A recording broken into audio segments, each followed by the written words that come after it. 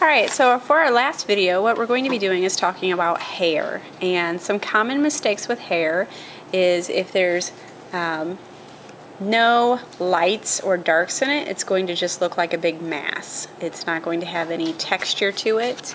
If you put a lot of texture in with it though, the hair tends to get very stringy looking and it looks like she just hasn't washed her hair in a long time. So here's a couple of helpful hints with drawing hair. So to begin with, the first thing you need to look at is highlights and lowlights. So highlights are the lighter areas in the hair, and lowlights are going to be where it's a little bit darker in the hair. Next, whenever you're drawing the hair, I also want you to think about you do not need to draw every single piece of hair. There's no reason to draw every single strand of hair.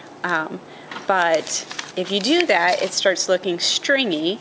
But if you don't draw some hair, it just looks like too much of a mass and there's nothing breaking that up. So these are two pictures I found, extremes on both sides. So let's go ahead and take a look at stringy versus actually what we want. So I'm going to start off by drawing a little bit on this half of the picture. So right here we have some low lights, parts where it's going to be darker, and parts where it gets lighter. So the first thing I start off with is the movement of some of the hair. So if I have the movement, she's got some waviness to her hair, so I'm going to find where that movement is and just kind of represent some of that. So I'm going to start up here at the top, and that other half of the paper really helps. So I'm going to just be working on the movement, the direction of her hair and how it falls.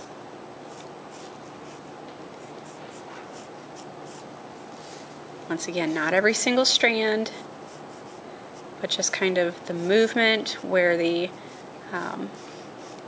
hair is falling. So we're going to go here and kind of stop about there. Okay, next what we're going to do is we're going to make those a little bit stronger because I'm pretty confident that I like those for the movement of the hair. So those are going to be kind of where some of my low lights tend to be. I think I got a little dark up there, so I'm going to lighten it.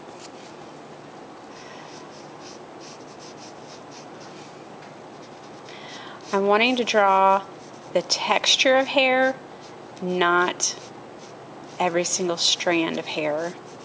Once again, drawing every single strand is stringy, but just shading everything doesn't give it any definition. So we have highlights and lowlights.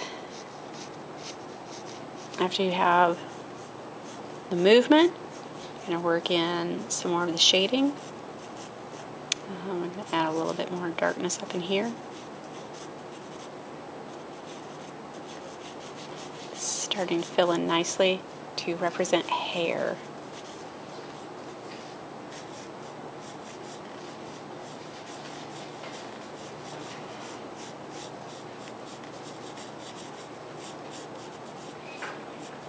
Okay, so that's some much nicer looking hair than what we had before. Let's go ahead and take a look. This is when there was too much. Let's take or too stringy, too many strands of hair.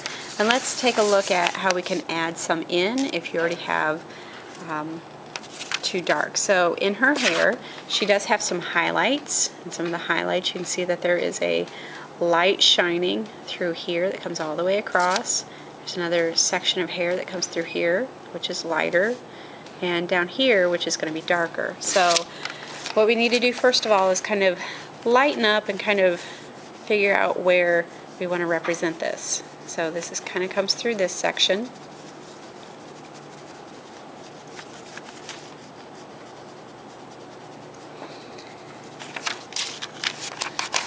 A little too far backwards, but you can always put it back in.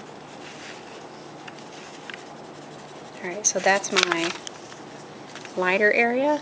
Now what we're going to do is we're going to go ahead and add some more direction to the hair.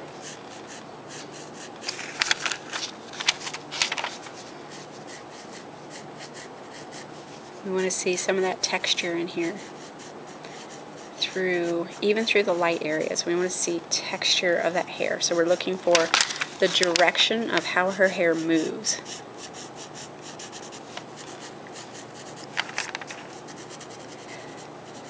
Take your blender stick over that just a little bit.